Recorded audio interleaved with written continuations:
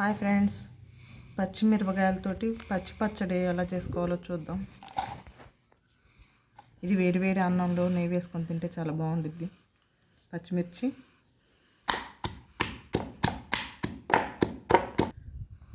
చిన్నులపాయ, కొంచెం జీలకర్ర,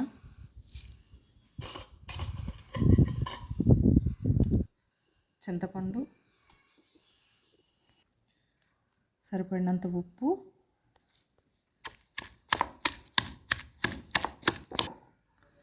ఉల్లిపాయ,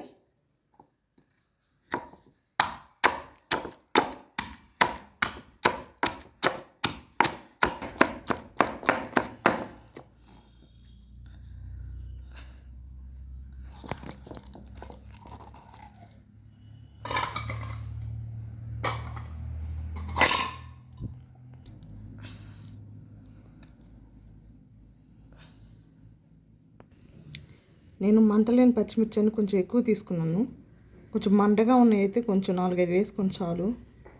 నోరు మరీ చప్పగా అట్లా ఉన్నప్పుడు కొంచెం ఇలా చేసుకున్నాం అనుకోండి, పుల్లపుల్లంగా కారకారంగా చాలా బాగుండిద్ది. వేడి వేడి అన్నంలో కనుక నెయ్యి వేసుకొని తింటే చాలా బాగుండిద్ది.